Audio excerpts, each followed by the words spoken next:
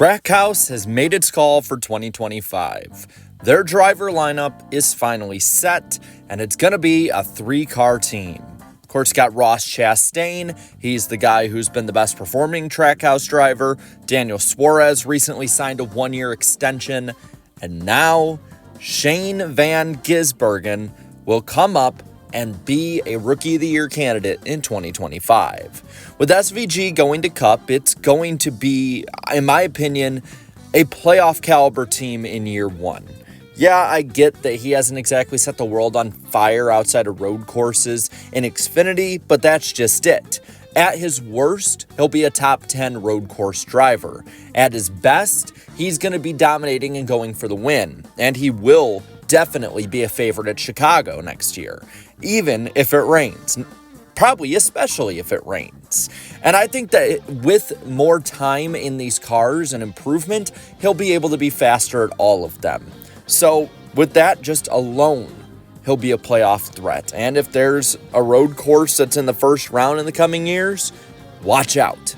And with that too, he'll be racing in Cup more to end this year. He's racing tonight, of course, and that's one of 7 races he'll be in the last 12, including tonight, the Southern 500 at Darlington, Atlanta, the Glen, Talladega, Las Vegas, and Martinsville to end his Cup season.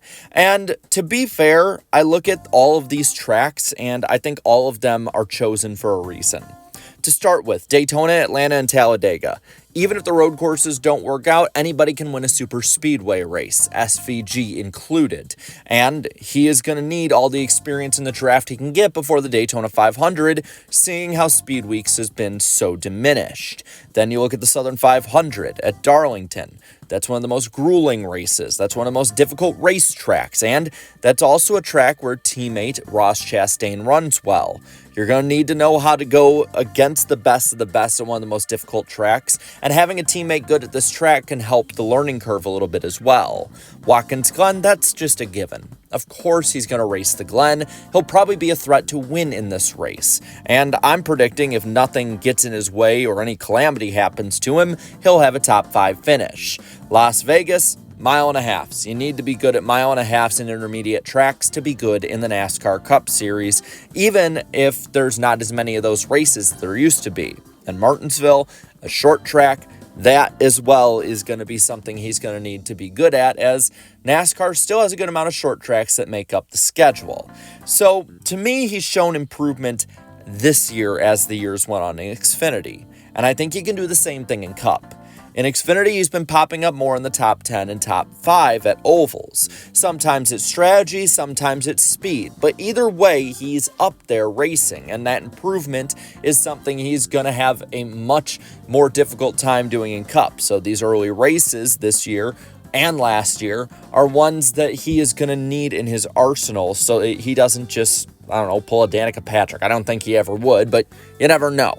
And when you look at Trackhouse as a whole, Ross and Suarez, they're a solid base. Continuity is key on this one, and I think that, in all honesty, these guys will be really good in helping SVG's development through the year as well. Now, they did announce that Zane Smith has been let go from his deal with Trackhouse. This was one that I think was kind of getting written on the wall before it was announced. Zane Smith has struggled this year, and while doing better in recent weeks, he still is the odd man out racing for an entirely different team, and it's already been rumored that he is one of the guys who could go to the front row seat that's open. And he's been at front row before, and that might actually be a really smart move on both their parts, as they can put back together a good relationship as well as, open up room for Trackhouse.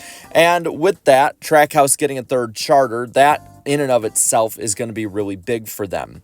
They're going to need that space over time. There's not enough room at the end for Zane Smith, unfortunately, as cool as it would have been to see him in this equipment. After 2025, though, that's where things, I think, get incredibly interesting. Daniel Suarez's days, in my opinion, in the 99 are numbered. If it is especially a 3-car charter deal like what was talked about earlier in the summer, if there's only 3 cars allowed, I don't see them ever getting rid of Ross Chastain. He's a viral machine. He's great with sponsors. He's an amazing story and a talented driver.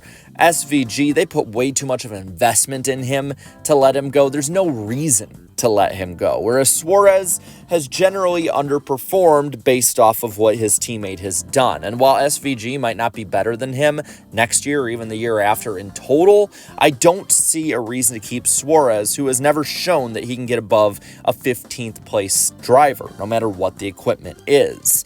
The 99 is probably going to be held over time for Connor Zilisch. They put a lot of money and effort into Connor Zilisch's career, and it seems like they are moving him through the ranks, partnering up with different teams as well.